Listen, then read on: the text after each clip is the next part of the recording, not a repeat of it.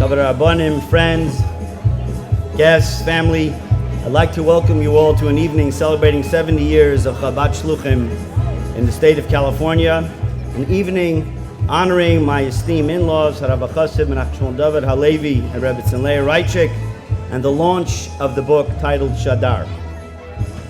For roughly the last 27 years, I've had the fortune of being married to my wife, Chani, the youngest of the Raichik family. And during that time period, and more, actually, I was a student here about 38 years ago when I first heard and met Rabbi Raichik. I had the opportunity to get a first-hand glimpse and ultimately an amazing appreciation for what my in-laws have accomplished in their decades of living in Los Angeles. Through selfless dedication to both the Frierdiker Rebbe, who sent them here as shluchim, as emissaries in 1949, and our Rebbe, having taken over the Nesius, the mantle of leadership in 1951, they fulfilled their shlichus, catering to the needs of Jews around Los Angeles and far and beyond. It would be no exaggeration to say that they literally helped change the landscape of Yiddishkeit in Los Angeles and laying the groundwork for what we have here today, an Ir Ve'em B'Yisrael. This book would not have happened without the tireless efforts and unyielding determination of one person in particular. Having put in hundreds and hundreds of hours, blood, sweat, tears, to facilitate the numerous interviews, research, editing, continual changes, pictures, funding, and so much more, it gives me great pleasure to call upon the Mara D'Asra of Congregation Levi Yitzchak, my esteemed brother-in-law, Rabbi Shimon Raichik.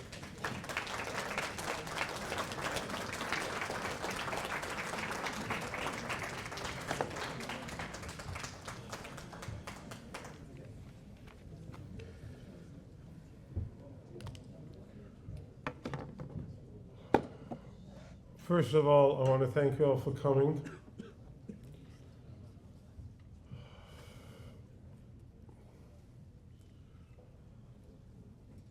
First thing is I have to thank HaKadosh Baruch Hu for giving me the wisdom, the strength, the foresight to take such a project, and the Eibishter helped me that we should finish the project and it should be printed. As my brother-in-law said, it took many, many hours and a lot of koiches put into it that we should be able to have such a product and such a book printed. I have to thank the Eibishter, firstly, that I was born to such a parents.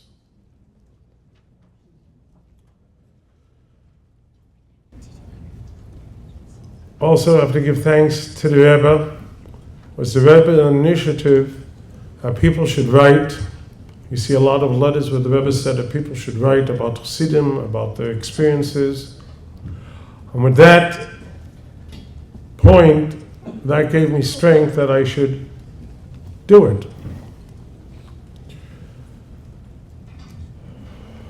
I want to thank my Balbusta, my family, who was there for many years. My wife is there for many, many years going through. And my family for pushing me to do it, and that I shouldn't falter. Also for my siblings who've given a lot of effort into the book and a lot of ideas and corrections and editing. I want to thank for the sponsors of the book. Without them, I wouldn't be able to do it. If there's no grease, the machines don't work. I'm not going here to order how. I want to thank Mr. and Mrs. Allan Stern for all the effort what they gave me and the support for the book. Mr. and Mrs. Allan Goldstein, Chaim Stern in sein Balbusta, and Allan Goldstein and his brothers Dovid and Beryl and their families for everything what they did for the book. Also, Chaim Levin and his Balbusta, Zalman Roth and his Balbusta and his family. If I'm just going to miss one person. Also, I want to give thank you to Moshe Lipschitz, who he also and his family, and also for other many, and Arab Ein Grunfeld and his Balbusta and his family for they helped me with the book, and also to the Weiss family, that's Yena Mordche and Moshe Zvi, and their sister and her husband Shalom Ber Levitin and their families for helping me to put together this book.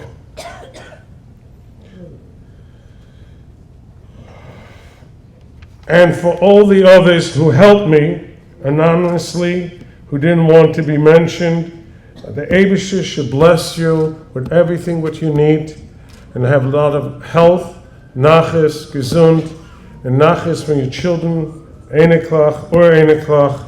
And we should all be zeicher that from this book we should accomplish to awaken many people in there to show what a true chassid is. I want to thank for tonight's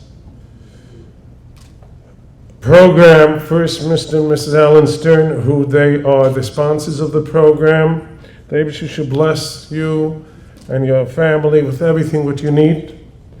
Begashmi Sabarachnius.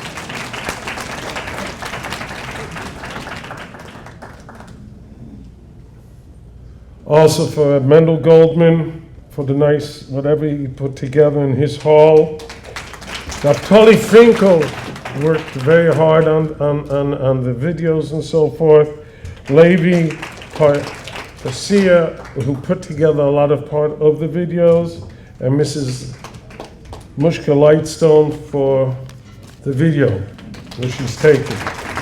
And all of you who came to participate to honor my parents. I also have to thank my co-editor, Dovid Zaklikowski, who we argued a lot the last 5.5 years, 6 years. He wanted the book out last year for the Kinnis HaShluchim, and I held it back. It was, we didn't feel it was the way how we wanted it. And Baruch Hashem, Dovid worked very hard. He made a lot of calls and a lot of interviews. And sometimes you can interview a person for 3 hours and you get 3 lines, And I want to thank Dovid for all his efforts to put it together in the way how the book came out. Thank you, Dovid, very much. Now, I never spoke about the launching a book. So people told me that I have to speak about how it happened. I'm going to leave that on the side hours late. I have to speak about my parents. And people told me I had the last 3 weeks, so many eights. I decided tonight, I'm not going to have a script. I will speak what my heart tells me to speak.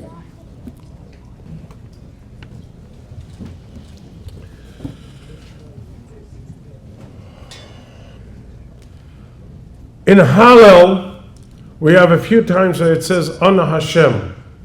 We have Ana Hashem Ishiana, Ana Hashem Atzlichana. The Ana over there is Aleph Nun Aleph. I request you, Hashem, for help, for salvation. And we have another Ana, but it's spelled with a Hey, Aleph Nun Hey. Ana Hashem Ki Ani Avdecha. That honor is not a request. That honor is like when after Yosef was sold, Rubin came and told his brothers, Honor Anivo, how am I going to face our father Yaakov if Yosef is not here? So honor is how, where. So the previous Rebbe one time said, a Yid says to Hashem, Ana Hashem, wherever du wirst mich schicken, will ich gehen, ki ani avdecha. The Eibishter, wherever you're going to send me, I'll go, because I am your servant. That Ana Hashem ki ani avdecha, that was my father.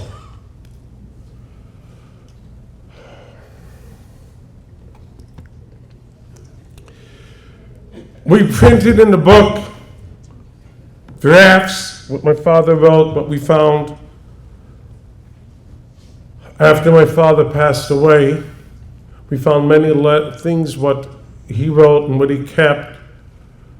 And it's B'chazi Hashem, what we didn't understand, why did my father do it, that he took everything from Shanghai, what he had, and from Vilna, and put it in a crate, sent it by ship with him to New York, kept it in New York. Then when he came to LA, it was in the garage in LA. We didn't look through that crate, not too much. After my father went to work, past his stalkers, it's 21 years almost. We went through all those papers, many of those papers, and a lot of it is in the book, and we wrote articles. And we see what he wrote, what he felt. So after my father passed away, we found in one of the closets a Tanya, not even a whole Tanya.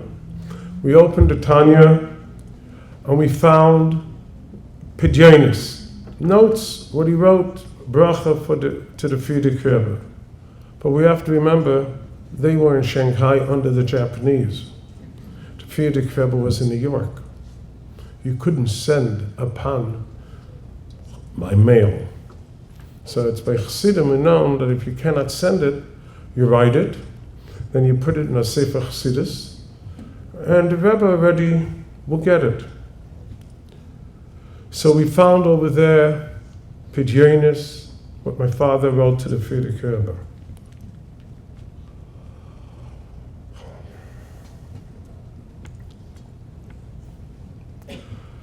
And in the Pidyonis, he's asking the Rebbe, he had to run the yeshiva.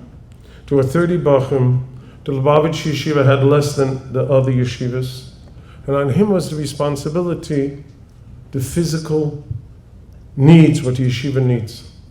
And Reb Meir Ashkenazi, the Shanghai Rav, was the one who helped a lot. And we have the book of what the yeshiva, the expenses, and what the income was, and so forth. And you find that Rabbi Ashkenazi was giving money, whatever he could get from his balbatim, for the yeshiva. So there we found, in that Tanya, we found the notes what he wrote about the yeshiva. He was responsible for it. What he wanted and asked by the Rebbe was that the yeshiva should be kefi hakavana, the way how the Eibishter and the Rebbe wants the yeshiva should run. And in one note, one pan he writes, she'amala kavonas yiridas Nishmasi lemata. I should fulfill the purpose why my neshama came down into this world. What is a chassid asking from the Rebbe? He didn't ask for his physical needs. Rebbe, help me to fulfill the purpose why I'm here. With that thread, that was his whole life. He came to New York after the war. When he was in Shanghai, he got his aunt, who's his father's sister, married Lefkowitz. She was a Raichik. She writes him a letter that she found out where he is. And in the letter she tells him that he's the only survivor of the entire family. I can't imagine what my father felt. A year later he comes to the Rebbe. And he writes a short note to the Rebbe, and we found the draft, that where he was in the yeshiva. Now, in Lubavitch Yeshiva, he was from Elul 1936 to Elul 1939, and then when the war broke out. 3 years. Those 3 years, what he got from the yeshiva and from the Rebbe was an inner feeling of what a Yid in order to serve Hashem, and what does it mean. So he writes to the Rebbe that the Rebbe should guide him. Mahu akavona sheviyani poi. What is the Eibishter want from me that he brought me now to America? Someone who lost the whole family. He's not asking for himself. What is he asking? The same nekuda. Ana Hashem ki ani avdecha. Vudu vesmishikim. Rebbe, tell me, where do I have to go, because I'm the servant of Hashem. 3 months later, the Rebbe made him a Shadar. Now Shadar, everyone thinks Shadar is Shmuel David Raichik.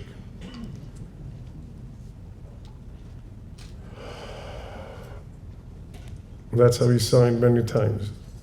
But Shadar means Shlucha D'Rabeseinu, or D'Rabana, a Shliach of the Rebbe. The previous Rebbe made him a Shliach, and he asked him to go through the entire, almost United States by train, by bus. And the Frierdiker Rebbe, the previous Rebbe, wanted to know exactly what's happening in every city, in every shtetl, what could be done for Yiddishkeit. And if you go through, especially the Hebrew, we typed up what we found, but in the English we also put in many things what we translated. You see how the Rebbe was there, that he's coming to a country, we're talking 1940s. Where could we start planting Yiddishkeit and to bold the Yiddishkeit, what there is there, it shouldn't falter. And you read through that he spoke to this Rav, and he spoke to this person about to learn with people, ein yanke between Mincha and Mayash. With this person he put on film. With this person he spoke that you have to have a Talmud Torah, or there's a yeshiva, and so forth. The Frierdiker Rebbe wanted to know exactly what's happening throughout the United States. That happened through my father.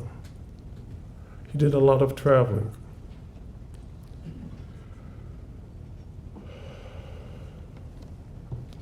When the Rebbe took over the Nesias, the leadership, so the Rebbe reappointed him as his Shadar. And the Rebbe knew my father very well.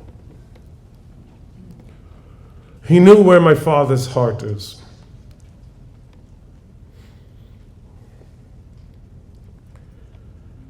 There's a sikha from the Rebbe, where Yishlach Yaakov Malachim, that Yaakov sent angels to Esav. So the Maggid of Mizrich on Yutas Kislev, Rabbi, you mentioned Yutas Kislev, so I'll say a Torah on Yutas Kislev. So Yutas Kislev is the day of the Istalkus, the Yortzeit of the Maggid of Mizrich, and it's the day of the liberation of the Alter Rebbe, the Baal HaTanya, known as the Baal HaTanya. So the last Shabbos of the Maggid of Mizrich in this world, he said a Torah. Vayishlach Yaakov Malachim. Yaakov sent messengers. Rashi says Malachim Mamish, truly angels. He didn't send people. So the Maggid says Malachim Mamish. He only sent the physical part of the Malach, but not the neshama of the Malach. The neshama was staying with Yaakov. So there has a simple question: a Malach, a body without a neshama, can't move anywhere. So a malach, you say, is fire, wind, whatever, but the neshama of the malach has to be there too. What means the neshama of the malach stayed by Yaakov? So the Rebbe says the feeling, the neshama, the spirit, that the Malach realized that he's a shliach of Yaakov, he's always connected to the one who sent him. And that's how they could be successful. And the Rebbe speaks about shluchim, that you have to always be connected to the source from where you come. The Rebbe knew that about my father. In the book we have, my father one time said that every day he says Tefillah Shadar. Tefillah Shadar every day. In the Hayom Yom it says that when Rebbe Shab went out of Lubavitch, so every day he used to say after Shachris Tefillah Shadar, B'li Shem Umach Zebor Shemer Tefillah. So my father one time expressed to Rabbi HaLevi that when you speak about Tefillah Shadar, a jeder Tag sagt der Tefillah Shadar when he's nicht in 770.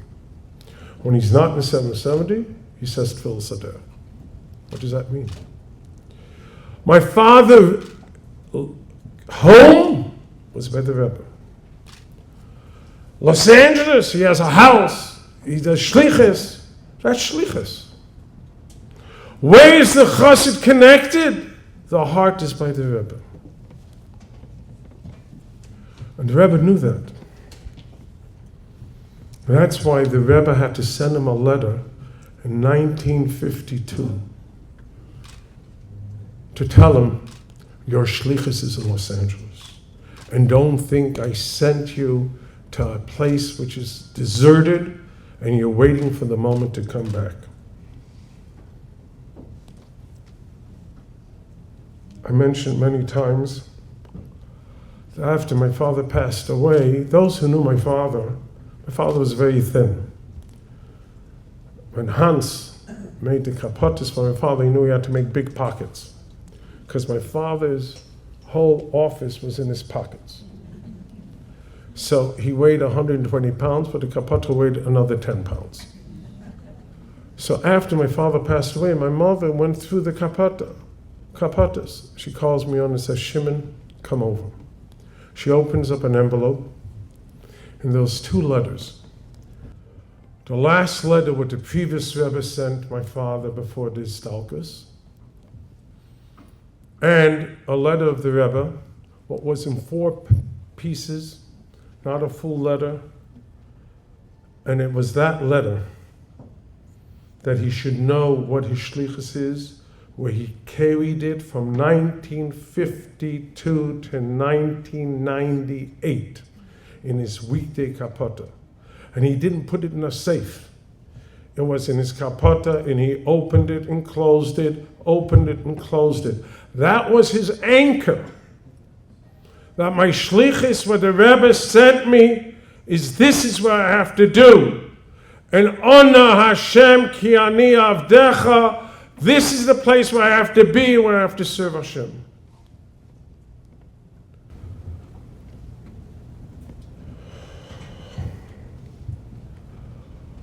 And the Rebbe, on the other hand, was very worried for my father's health. You look in the back about the letters, the Rebbe is bawling out my father about eating, and why isn't he eating, why is he fasting? He doesn't look because on Moshe Rabbeinu doesn't only take care of our ruchnius. Moshe Rabbeinu takes care also of our gashmius. When Yidden needed water, Moshe Rabbeinu had to give him water. They need lechem, had to give him man min hashamayim. The Rebbe cared for my father for his gashmius. My mother tells a story that she was once with my father in New York, and my father comes back from 770 and says, I came to 770 and the Rebbe saw me right when I walked in. He bawled me out in front of everyone that I don't look good. And the Rebbe wants you in Yechidus. My mother wants me in Yechidus? My mother calls up Rabbi Chadikov. Yeah, das da eingehen in Yechidus. What does the Rebbe want from me in Yechidus? The whole Yechidus was, for was zest nicht, a man's a lesson. You have to see, your husband should eat. My father looks at, and my mother looks at the Rebbe. What should I do? He lives 7 o'clock in the morning, comes home 3 o'clock in the afternoon. How can I make sure he eats? As the Rebbe says, so last and find davening. Make sure before he leaves the house. So last. The Rebbe was worried for him. The same thing worried that he doesn't sleep on time. He was worried about his gashmius.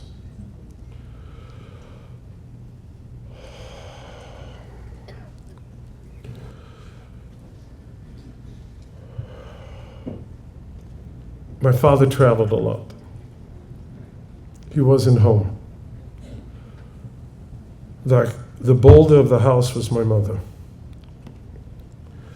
My mother was a very smart woman.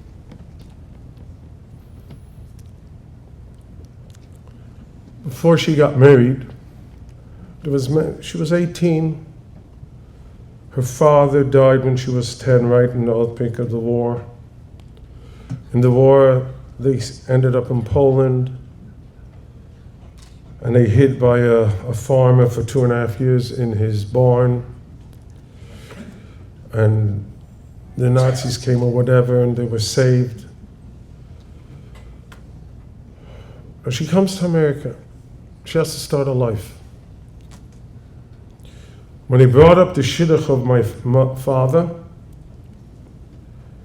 there were many people in the family who said, Father, someone with a beard in 1948, with a long kapota, cannot make a living. Maybe you'd think someone who's from, who also came, but from Lita and so forth.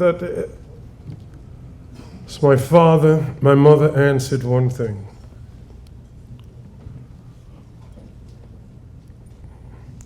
As she remembers her father, remember she was 10, and she pictures her father will want from her to marry a Chassidish Bacher. She was 10. What it taught me was the impact what a parent can have on a child when it comes to a time when there's a fork in the road and you have to choose. My mother chose my father. And she realized what a life she's going to have. They became a chas and kala, Tnoim and Sivan. The chasna was Hanoka. A long time. What do you think my father was doing? He was traveling. We have postcards where my father is writing to my mother, all the cities where he's traveling. So she realized she's marrying someone who's going to travel. The traveling was, the Friedeker demanded from my father was on such a level that there's a letter that my father writes to the Rebbe, I have to prepare myself to get married. And it's the beginning of Cheshvan. And I'm getting married the third day of Hanukkah. So the Friedeker writes back in Cheshvan, you should travel until the 15th of Kislev, and from the 15th of Kislev to the 27th of Kislev, you should take care about your wedding.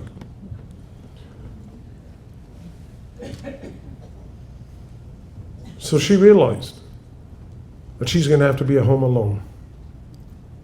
She accepted it.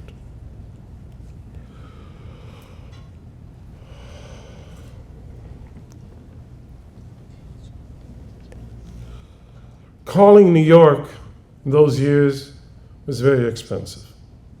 $1 a minute. Those days, $1, like today, is $10 or $20. A person went to work, made $25 a week, $50 a week. A rich man, if he made $100 a week, he should even give it from shtetl. So when did my mother call her mother? Erev Pesach and Erev Rosh Hashanah.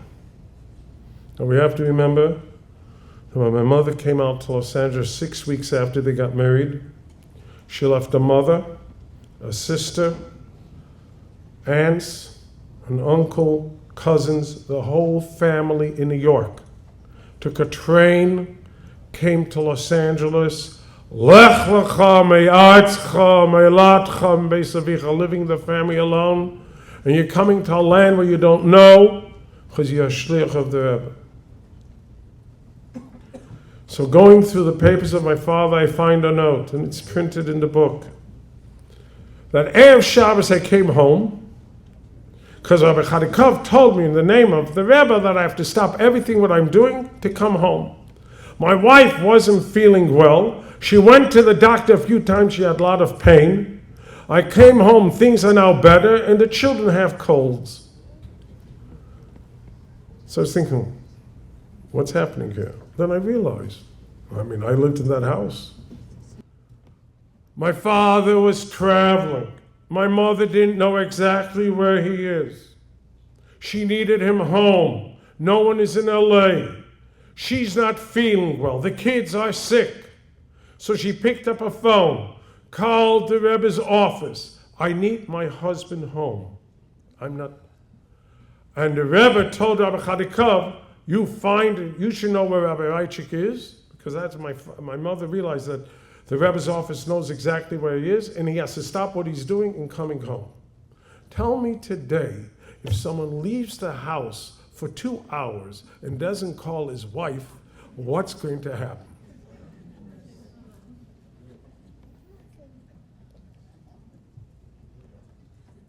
Someone sitting in Los Angeles with a family, and you don't know exactly where your husband is because you know he's traveling for the Rebbe.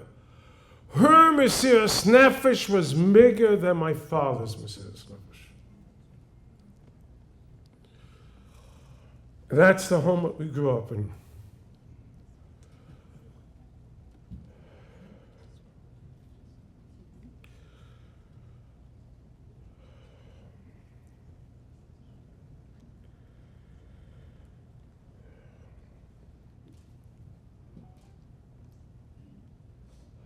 My father was a Shadar.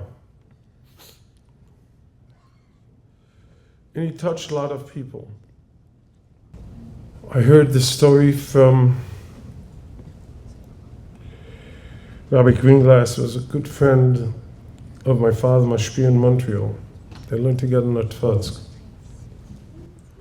Tzemach Tzedek had a Shadar called Reb Hillel Parcher. He was a great chassid. Was considered like half of a Rebbe. And there was another Shadar, Rabbi Yankiv. In those times, when someone went out in the name of the Rebbe used to say a Maimah Chassidus, to him especially. And with that Maimah, that was the Torah, what the Rebbe wanted he should review to Chassidim. And that's the message of the Rebbe to Chassidim. Remember, there was no faxes, no phones. So how did you get something from the Rebbe? Someone had to review it. Comes to Tzemach Tzedek, and the Tzemach Tzedek says to Rabbi Yankiv, I'm too weak. I just said a Maimah to Reb Hillel Parcher. He will review it to you. The Chassid was smart. The Chassid says, Reb Hillel Parcher, very good. Aber doch a klei sheni. He's a secondary vessel. I want to hear it from the Rebbe. Rebbe's a klei rishon.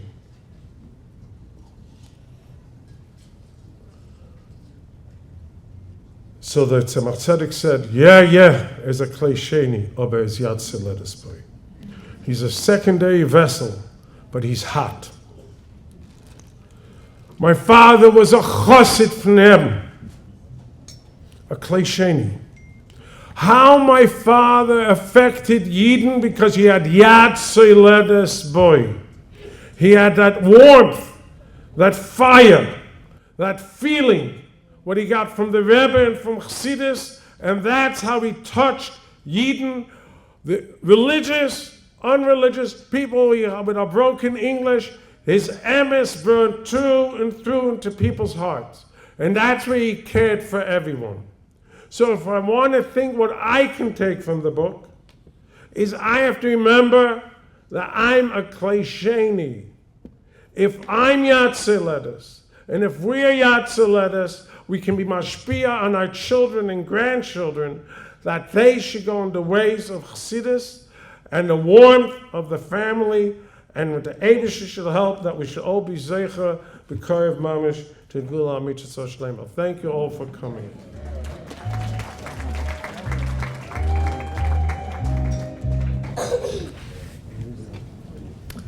We have a short video clip of my mother-in-law at a banquet for our Chabad house, Chabad of Pasadena. Please give your attention to the screens.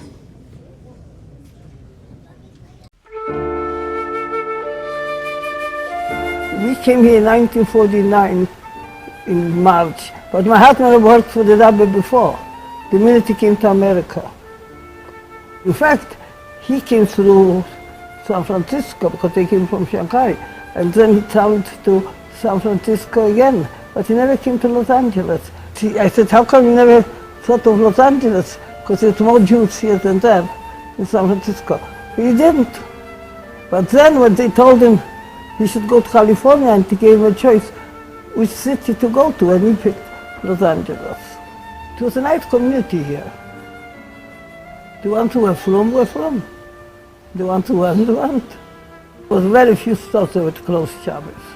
It was all Jewish bakeries, by the way, on Brooklyn Avenue. But they weren't closed Shabbos. I made kosher my chickens. Years later, many years later, that you can't even make kosher chickens because you don't get them here anymore. And a woman said, oh, I would never make kosher chicken. So I said, so what would you eat? Not kosher made ones. I didn't talk about years ago. I talked in my time. People didn't know what means to have it here in Los Angeles. A mezuzah on the door. And not to be ashamed to be a Jew. Chiddush and Achas is when the kids go in the right way. For Torah mitzvahs they are, and they raise their children how we want Torah mitzvahs, and that's Chiddush and Achas. A shliach, it is a Hebrew word for a messenger. So he's a messenger from the Rebbe to spread Yiddishkeit. It's the Rebbe, and we are like those fingers from the Rebbe, going all over, and that's why we are sent out. Only for one thing, to bring Torah and mitzvahs and Yiddishkeit to the general population. It's like the Rebbe said, there will be the time that the kids will bring the parents to Yiddishkeit, and it's happening now. I feel really lucky to have grown up with the family I have and in this home. Anyone who came in, they always knew there was gefilte fish in the fridge, marble cake. It was always an open home for whoever was coming in the community, and my father was always meeting people in the dining room, speaking to them, and our house really was his office, his central location. People would come to speak to my mother for advice. My mother has a wonderful listening ear, and she helped a lot of people that way. There was always things going on. Our house was never quiet. I think our house was so built on the like Avos Yisrael, about helping other people, and both my parents would help anybody in the community who needed help. What they accomplished in this home really affected many, many people.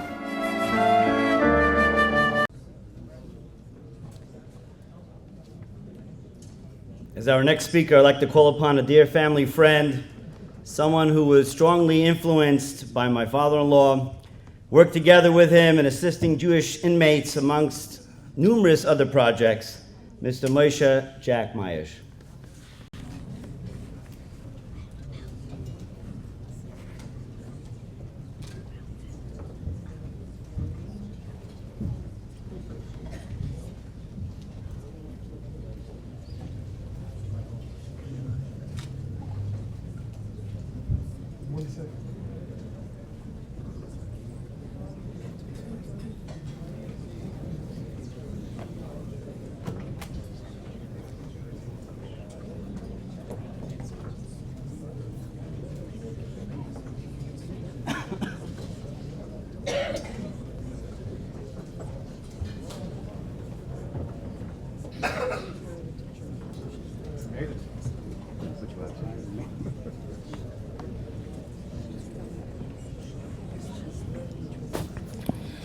Thank you very much. I too am humbled to be asked to come and speak here tonight. And I was told I had maybe 5 minutes to say what I thought of the rabbi and the Rebbitzin. I'm not even going to try because it's not a 5-minute endeavor. There's too much to tell. I actually met Rabbi Raichik in my old political days in the 1960s, shortly after one of my close friends was elected to the state legislature. We were very proud of the fact that he beat a 22-year incumbent, and we had the help of a young, bright sociologist from UCLA by the name of Howard Ellenson, who had an uncanny ability to identify the demographics of a community, and where we developed some of the very, very early techniques of targeted campaigning. He happened to live a couple of doors down the street from the Raichik family on Edinburgh. And that's where the story begins. It was Rabbi Raichik who made sure that he made a trip to Sacramento to place the mezuzah on this new legislator's door. It was Rabbi Raichik who gave him a bracha that he should do well by the community. And it was a relationship that was nurtured and lasted for the entire career of that man who then became a congressman, Henry Waxman, and other colleagues of his, Howard Berman, who was also a state legislator and then a congressman. But the reason I'm telling you this story is when you have the opportunity to read the book, I was interviewed and asked to give a story over that I had about Rabbi Raichik, and I'm going to do it today. I told Shimmy I wasn't going to say it tonight, but I'm going to, even though you can read about it in the book. I was chief of staff to the majority leader in the state assembly when I got a call out of the clear blue from Rabbi Raichik. And he told me that he had a very important task for me. Pesach was approaching, and he had to get matzah and kosher food into the state prison in San Quentin for the Jewish prisoners.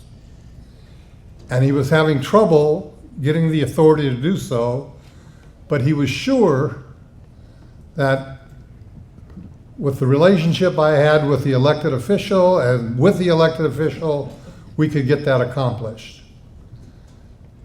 I thought that was a good idea. I took it upon myself to contact the prisons directly.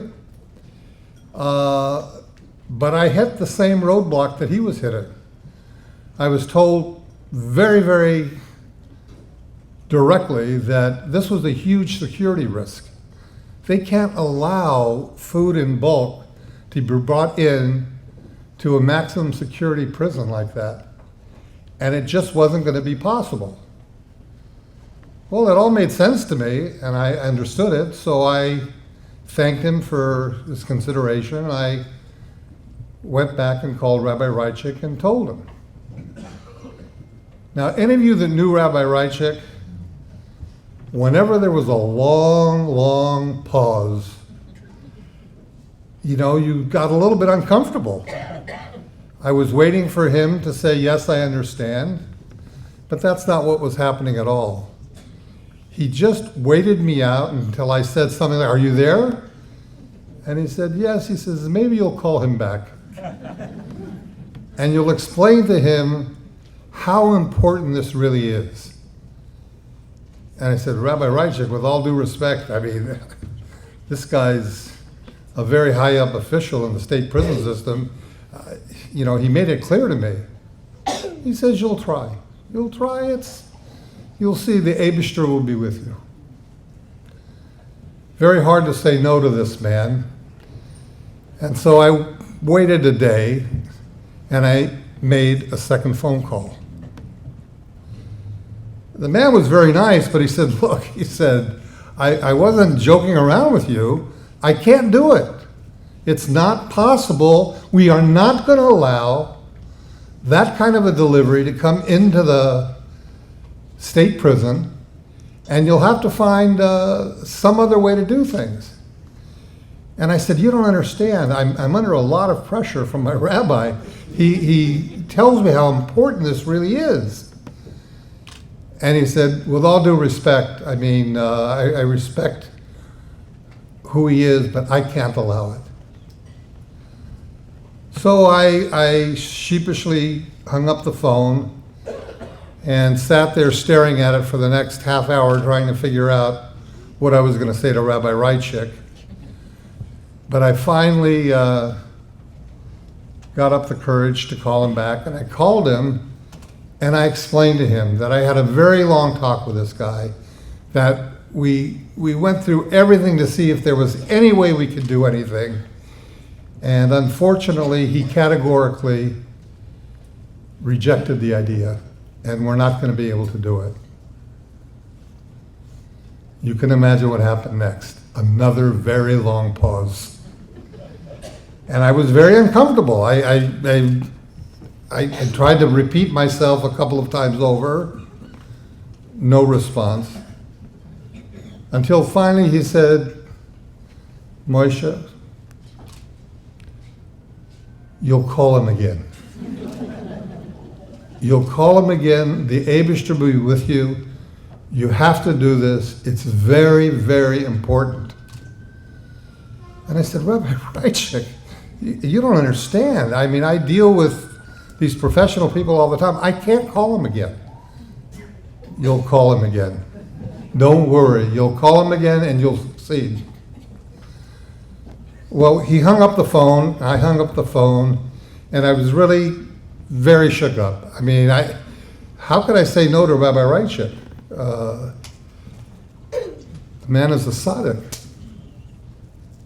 And I thought about it, and I thought about it. How can I approach it? What can I do? I talked to the legislator himself. I said, is there anything we can do? He said, no. He said, look, it's a security issue. They're not going to do it. And you made an effort, and you do the best you can.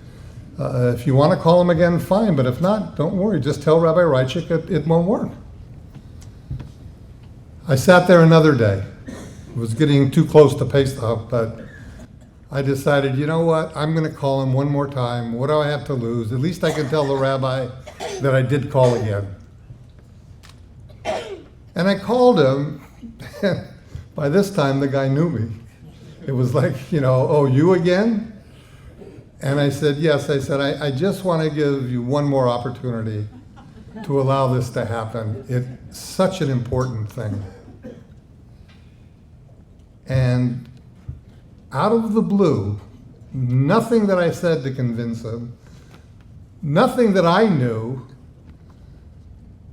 the man said, all right, he said, we'll work something out, and we'll allow you to bring the food in. Now I'm stammering. I have no idea what the heck is going on or what just happened. I didn't do anything. This just came out of the clear blue. Like Rabbi Raichik told me, the Eibishter would be with me. And he was able to make the arrangements to bring kosher food into the prisons. But that isn't the story that impacted my life, that they got food into the prison. The issue was what it meant to be diligent, to have faith, and to not give up. That was a lesson that Rabbi Raichik taught me. There are many more. I could spend the evening talking to you about them, but it's something I'll never forget in my life. and I'll probably never be able to replicate. And I encourage you all to read the Sefer. Many of you in this room knew him well. Many of you knew him longer than I did. I only go back about 50 years. But this man was a true jewel in our community. He and his Rebbitzin. Because when you knew Rabbi Raichik, when you had a relationship with him, it wasn't just with him, it was with his Rebbitzin, and it was with his entire family. And to this day, I cherish that relationship with each and every one of the Raichiks. No matter where they are, no matter how far away, I feel that closeness. Thank you.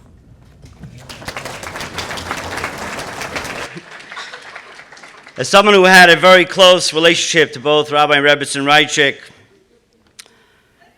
in addition to he and his Rebbitzin being one of the very generous sponsors of the book, on behalf of all those who assisted in this exhaustive project, I would like to call upon Mr. Allan Goldstein.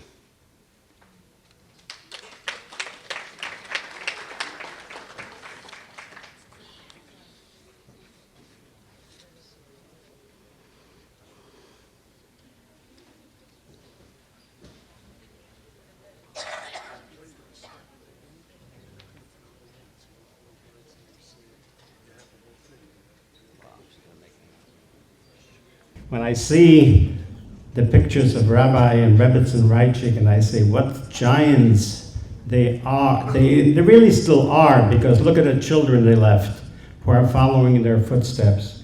And I'm seeing the videos of all the Rebbe, Rabbi Futterfass, Rabbi Raichik, Rabbi Kasanovsky, and all those others. It brings back many, many, many memories. And Jack, of course, you still look the same way like you look in the picture in the book with the film. You haven't changed. My brother and I actually are Holocaust survivors. We came to America in 1951 in Boyle Heights, what is now known as East Los Angeles. It was Sodo and Brooklyn, which I think is now Cedar, Savas, and Brooklyn, right? Or something like that. Anyway, we didn't have very little Jewish education we got in the DP camps after the war. However, we had the schus, my father had the schus, my parents actually, to meet Rabbi and Rebbitzin Raichik. And my father was complaining, there is no place that will take my boys here for school, and especially if you're a scholarship, you won't even get into Sunday school that they had here. They didn't have release time that Rabbi Kunin started a long time ago here, but they did have Sunday school. So Rabbi Raichik said for a moment in his best English, Rab Chaim schickt die boys zu Nevyog, and we'll nehmen care of everything. For those of you who don't speak a broken English, Yiddish, Rabbi Raichik said, Rab Chaim, send the boys to New York, and we will take care of everything. And lo and behold, that was the truth. My brother David and I went by train. There's no such thing as planes in the 1950s. By train, we went to New York. And some Baruch met us at the train station and took us to the school, to the yeshiva. We slept 10 in a room. Down the hall slept Kunin with his brother, 2 in a room. I guess they must have been paying tuition. Anyway, they gave us everything. I remember as a child, the breakfasts in Bedford and Dean were tremendous breakfasts. Once you had a hearty breakfast like that, you weren't hungry till dinner. But so and behold, we have a very, very debt of gratitude, my brother and I, for what Rabbi Raichik did. Hadn't it been for him and his efforts, I don't know how much Yiddishkeit we would have had now.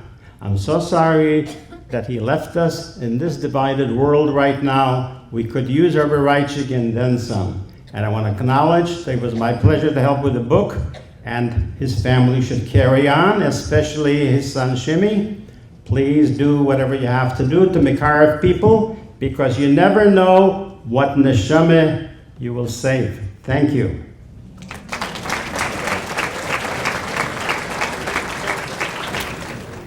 With that, we're going to go to another video clip where my in-laws were honored at the Yeshiva Chabad banquet.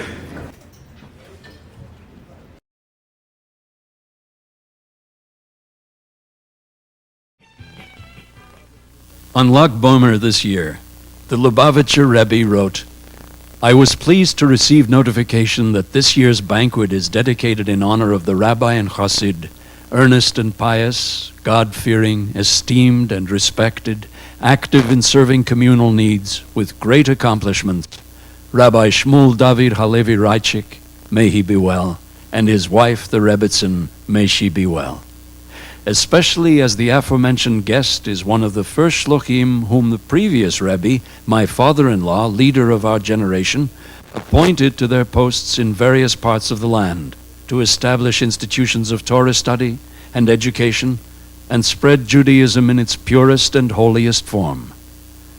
The success and accomplishments of this mission in the course of all these years speak for themselves. Yet the history of the mission begins years ago, on another continent, in another time. It begins with two young people who were part of a chain of generations of pious and distinguished families. The young man was already a devoted follower of Lubavitch Hasidism, studying at the Lubavitcher Academy for Advanced Studies near Warsaw. The young girl was the daughter of a renowned Talmudic scholar, who was a key figure in the court of the Gera Hasidim, as well as an economic advisor to the pre-war Polish government. But the disastrous events of the 1930s and 40s changed their lives and those of their entire generation, forcing him to escape destruction by fleeing across Eastern Europe until he and others could establish a sanctuary in Shanghai, and forcing her to hide underground until it was safe to emerge. After the war, they sought to rebuild their lives, and fortunately were able to do so in America. Leah Rappaport and Shmuel David Raichik resettled in Brooklyn, and with the blessing and approval of the previous Lubavitcher Rebbe, they were married in 1948.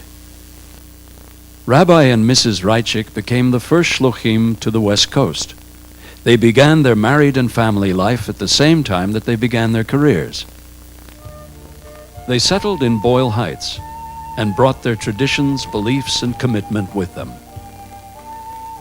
As their family grew and neighborhoods changed, they moved to the Beverly Fairfax area, establishing not only a home, but a base of operations as well. Those who seek out the Raichik's well-known Edinburgh address are always accepted and nourished both physically and spiritually. They bring the teachings of Torah, the wisdom of Chabad philosophy, and the instructions of the Lubavitcher Rebbe into homes, offices, and synagogues across the city. It is impossible to describe the range of activities undertaken first by Rabbi and Mrs. Raichik and subsequently by their children. The Rabbi has been involved in every area of Jewish communal life, bringing his own insights and the wisdom of his leaders to the problems of both institutions and individuals. He is renowned as one who loves peace and pursues it. Even those who do not share his views deeply respect his gentle, compassionate, and accepting approach. In all their years as emissaries, Rabbi and Mrs. Raichik have never recognized a distinction between their public and private lives. He has no office. He keeps no appointment book. His home is a gathering place for visiting dignitaries, for troubled youth, for divided families, and for spiritual seekers. His days are filled with service to his Creator and loving service to the community. From his wedding day on, not only his life, but the lives of his wife and children have belonged to the community. In order to fulfill their mission, Rabbi and Mrs. Raichik and their family have sacrificed privacy, luxury, convenience, and comfort. The results of their lifelong work can be seen in countless faces and lives around the world. Community here in town, especially this place, a Chabad place. A Chabad place is a place where you don't need to be a member. You don't need to get tickets. No guards will take your tickets and on Rosh Hashanah in Kippur to come in. Everybody is welcome. It's a place every Jew can come in and come back to his home. It's sure it will bring a great blessing for the Bayer family, for the Jewish family, for the whole Jewish community here. In 1990,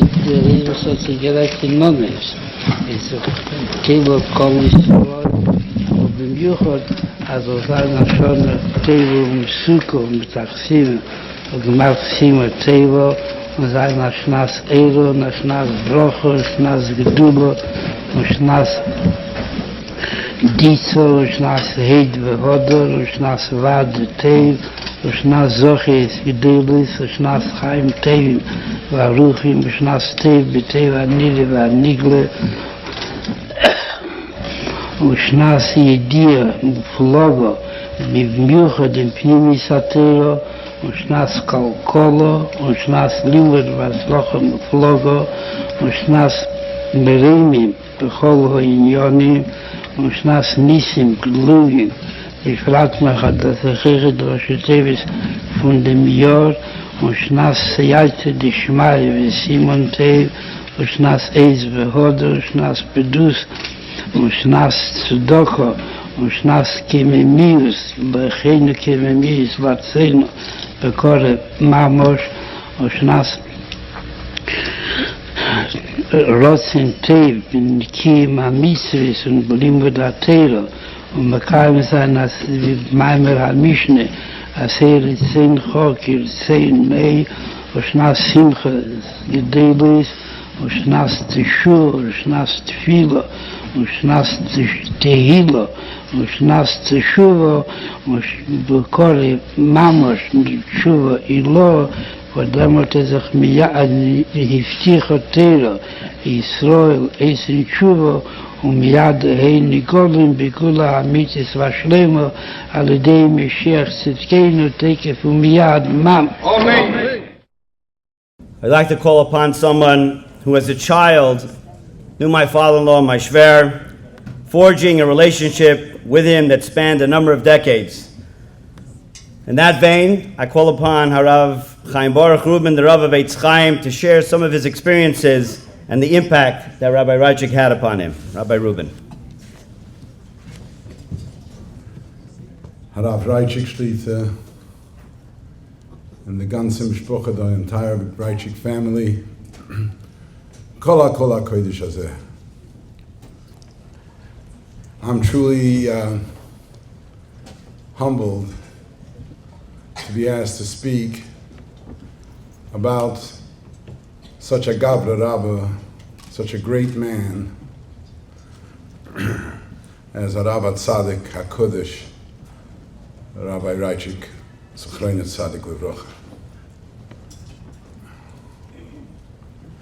I was asked by Rabbi Raichik that I should stress a few words on what was Rabbi Raichik like 65 years ago. I don't remember. 60 years ago, I can tell you. You want to know what Rabbi Raichik looked like 60 years ago? Exactly like he looked when he was nifter. The Zelbe Tzaddik, the Zelbe Oyved Hashem, the Zelbe Oyev Yisrael, the Zelbe Chosed. There was no shinui.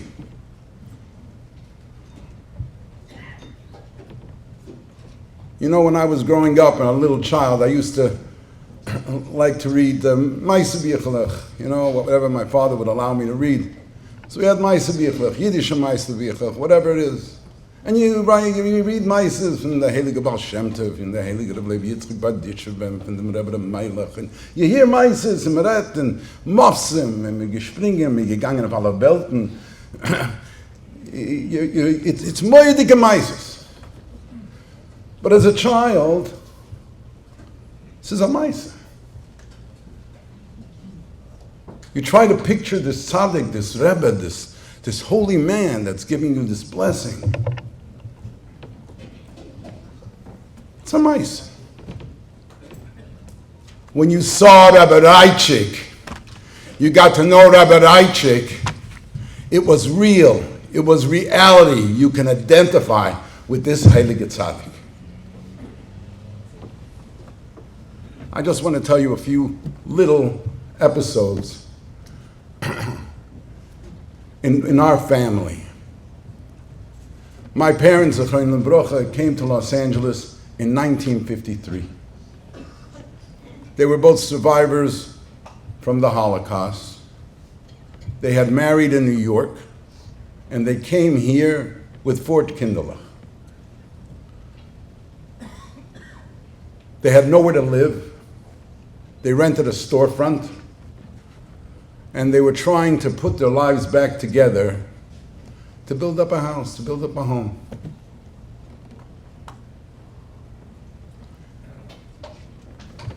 I can only imagine what they were going through. There was nothing to eat at home. The poverty was stricken. They came to a Midbar Shmama, Los Angeles. You couldn't drink a glass of water anywhere. There was no chinuch. There was no milk. There was no meat. There was garnish.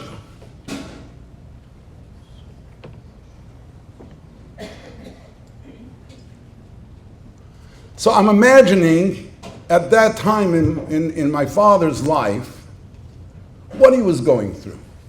I can't imagine it, but I'm just assuming. Atzabrochen Yid from the concentration camps in Los Angeles, nobody to talk to, nowhere to go, nothing to do. And one night, there's a knock on the door. He opens the door. This is a storefront. It's not an apartment. It's not a house. He opens the door, and wer steht dort? But the tzaddik Rabbi Raichik. My father thought it was a collector. He says, "Oh, they have my address." And Rabbi Raichik comes into the house, verbringt with him hours. Verbringt with him hours. Mit geschmissen lernen, mit erzählt Meises, mit gesingen Neginem, just to lift this man up and to assure him he's not alone. So du Jiden du, mit euch bei einer Stutt, mit Machanach sein Kinder, not to fall into any type of depression or yish, Chalila. Now, I don't remember this story, but the reason why I'm telling it to you is because I heard it from my father, Zaklikowski, a number of times. Whenever the subject of Rabbi Raichik came on the table, my father would demand, you know what? I remember Rabbi Raichik came to me. It made such an impression on him that he never forgot it, and he always appreciated it. And from that moment on, the two of them became Yedidim and Chaverim.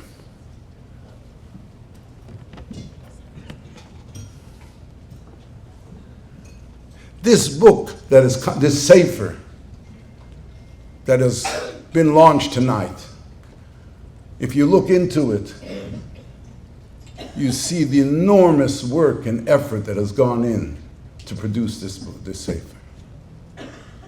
Thank you for all those who worked with it. It's a heilige sefer. Yofa sichosin shalav deyovas yoisim terosin shalbonim. It's not a ma'aseh. This is a sefer that you learn how to be mekasher to a Rebbe, how to be mekasher to the Rebbeinu Shloim, how to be mekasher to a Tzreiten Yid. It's a Musa sefer. And I got an honorable mention in it. When I was a young boy, as I mentioned earlier, we had no place to, there was no chay, there was no Torah Semis, there was no yeshiva. There was a few families, and the Raichiks was one of them, and our family, that we would gather in Bota Midrashim after schools, and we'd have a Rebbe, and he'd teach us. We'd learn.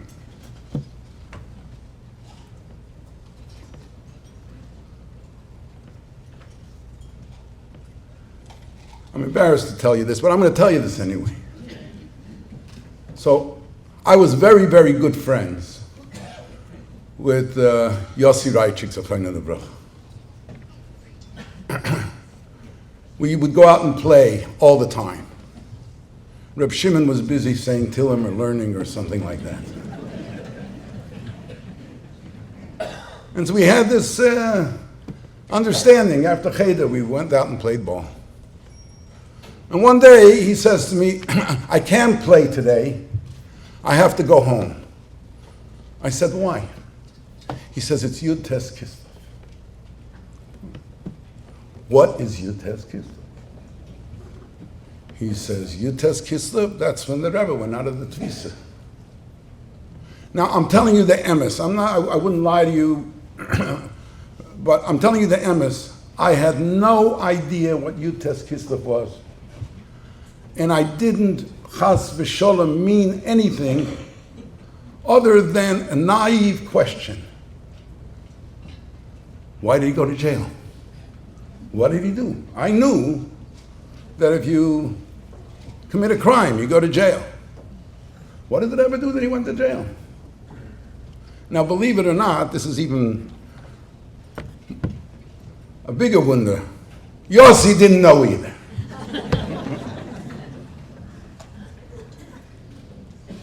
So he goes home and he asks his father, the HaLevi Rabbi Raichik. Rabbi Raichik says to him, Wer hat gefragt die Kasche? Who asked you that question? Chaim Baruch. I get home and my father is waiting for me, practically with a belt in his hand. He got upset, and I remember the relationship between my father, Zaklikowski Baruch, and the Rabbi Raichik, Zaklikowski Baruch, was very, very close. There was an ahava, a moyedike ahava, to Chassidische Yidden from the Alte Heim, knowing they're in such a gullus. This was a bind.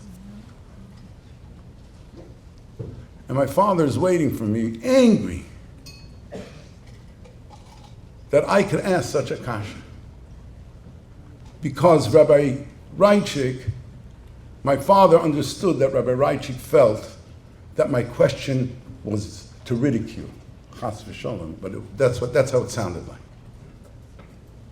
But you know what Rabbi Raichik told my father? Azoyes die halven chassidische Kinder. That's how you expect to raise chassidische Kinder. That was his concern. I'm living here in town. We have to raise a dor from chassidische Kinder. We have to raise a dor from chassidische Kinder. How do you allow this?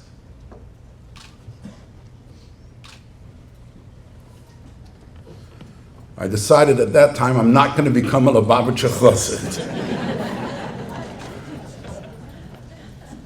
But I never forgot what Yud Tes Kislev is. It was explained to me.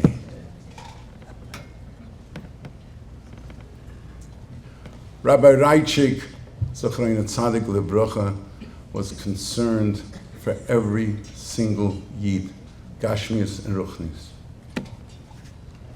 But with Danemis, concern for every single Yid.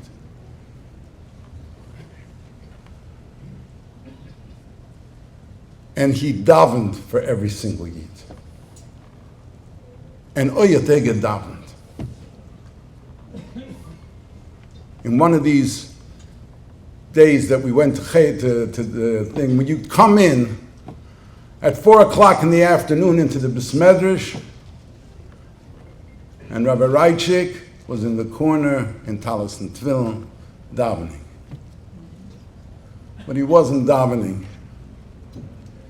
He was falling koidem like by Nila Yom Kippur on a Pushta Mitvach. It made such an impression on me that I have to tell you that on Yom Kippur I think about his davening. Mosa Yegia Masai. When will I be able to daven like that? a pochete wochendike day. His avoida was such a gehoiben avoida.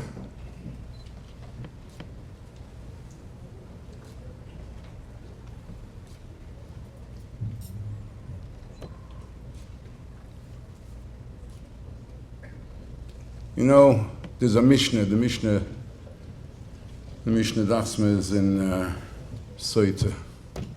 The Mishnah says, Mishemeis Rabbi Meir, when a mayor was nifter, Botle Moishle Misholem. The people who are able to make Misholem in order to be able to explain a point, it was bottle, no more. And then the Mishnah goes on and explains by other Heilige Tanoim. When Ben Azai was nifter, was bottle Shagdonim, and when Ben Zoyme was nifter, was bottle the Dashonim, and when Rabbi Kiva was nifter, was bottle Chabad HaTorah. Each one, the Mishnah lists, when they passed away, this became bottle. Why is the mayor listed first? Rabbi Kiva with Chabad HaTorah. Maybe that has a little bit a greater emphasis than Moishle Meshalem, Machem Meshalem. Because each one of these holy Tanoim had a certain characteristic that is now going to be missing when they're gone. Reb Meir had them all. He was the marshal of all of this. Rabbi Raichik, when he went on the street, is giving Chabad HaTorah, is giving Anivus, is giving Tahara, is giving all the midas of these Heilige Tzadikim. You saw it on his face, you saw it in his walk.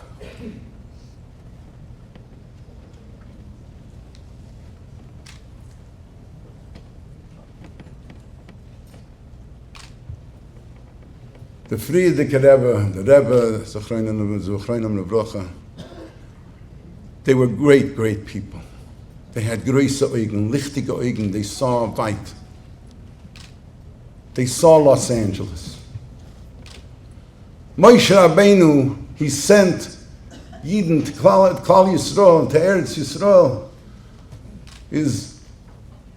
he sent them Raglim, Loser Soros. Go inspect it. See what's there. Hayesh bo'etz imayin. Does it have a tree? So Rashi says, what does it mean, does it have a tree? Rashi says, Moshe Rabbeinu wanted to know, Hayesh sham odam kosher sheyochel lahoganav. Is there a holy man there that'll watch over you? Is there a tzaddik there that'll protect you? The Rebbe's knew Los Angeles is Amid Bashmama.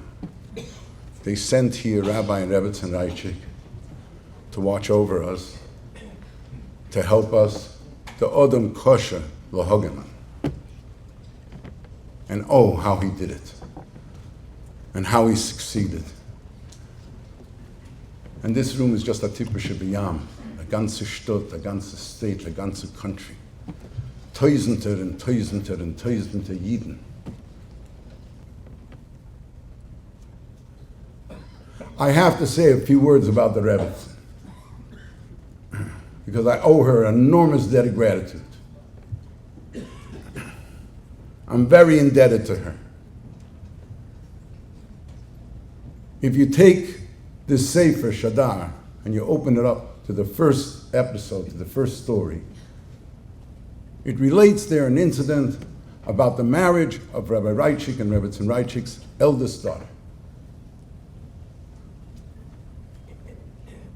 I remember that chasana.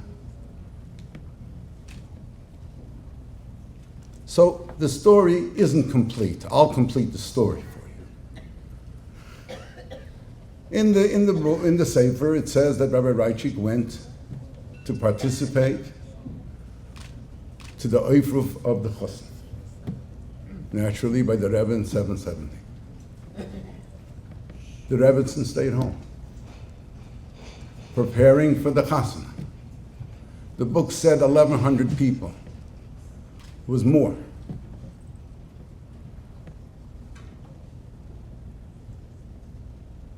Do you know what it takes to make a chasana for 1,100 people or more? In a treifa in a hotel, Rabbi Raichik's daughter, this was an avoida mit seiner chumris and mit sein adei l'shai. You can't imagine. You can't. He wasn't going to make a simcha that a yid wouldn't be able to eat 100,000,000%. Besides the ordinary arrangements that need to be made. Saving for 1,000 people, 1,100 people. And Rabbi Raichik went to Avrohom for the chassan, assuring the Rebbetzin, I'll be back in time to make the final arrangements.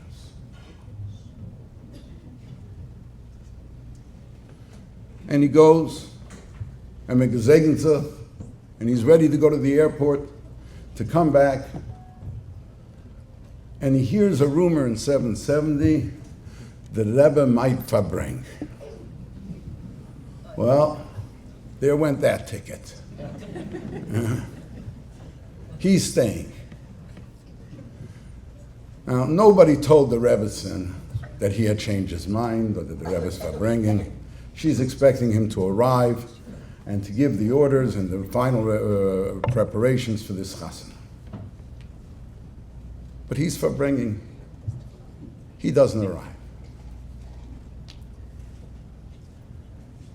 Now, she was a big tzaddikus. You know, we just saw the verbring from the Menachem, that what an isha tzaddikus can bring into a house. She was that mamasura. But if she got upset, you needed a big Rebbe to protect you. And she was very upset. When she found out that he didn't go on that plane, she went berserk. Now the arrangements had to be made. The lists had to be typed up. And there was a very capable young woman who's now my wife, who's very efficient in organizing. And I think it was Avi that called her up and said, go bring a typewriter and get down here. We got to get these lists typed up. So she does. And they're working diligently in trying to get everything organized for the chasana. And all of a sudden they notify the Rebbetzin that Rabbi Raichik isn't coming home. Hopefully he'll be by the chuppah.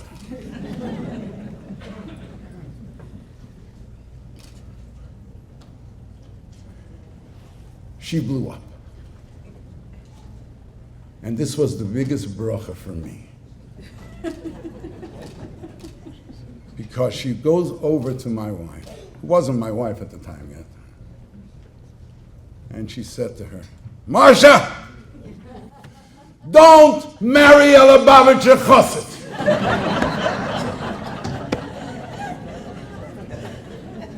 So thank you, Rabbi Shimon Raichik.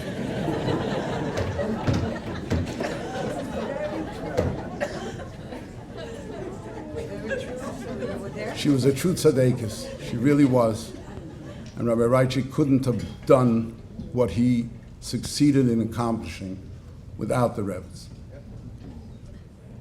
This was the Avrohom, the Sarah. This was the Yitzchak, Berivka. This was our Avos HaEmoyos in this community. And Lav Man de Pale. I don't care where you come from. I don't care whether you were Hungarian or you were a Polisher or you were a Litvisher. Nobody will argue with me on that fact. that this was the mama and tata of our community. The tzedakah and the chesed that they did is unbelievable. I was under strict instructions that my parents would send over something for the Raichiks. Give us nish for Rabbi Raichik. Only for the Rebbe's. Because if Rabbi Raichik had $1 in his pocket, he gave it away to somebody else.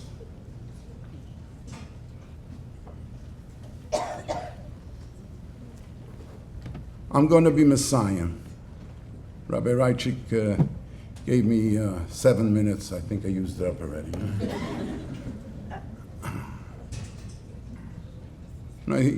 The Pasuk says, as I mentioned before, when Moshe Rabbeinu said the Meraglim, V'ri'isas ha'oretz hayesh bo eitzim ayin v'lekachtem mipri ha'oretz. We had this ish kosher, this ish hogan, this ish tzaddik to watch over us, protect us, lead us, and guide us. But now it's ayin. Rabbi Raichik is ba'almadik shoyt no'il me'emes shaping nachas. It is our obligation right now to take his children, his peiris, his memala mokim, Rabbi Shimon Raichik Zosang Gezinten stark, and show him that chizik, that we appreciate what his parents did, we appreciate what he does, and we wish him arichas yomim v'shanim toivim, hatzlocha b'chol inyonim, that he should be able to be the manig of this kehillen and of our city. Ad mei ve'esrim shona, we should all be zoiche, shnel and gich, to be as Mashiach tzidkenu b'meiru b'yameinu.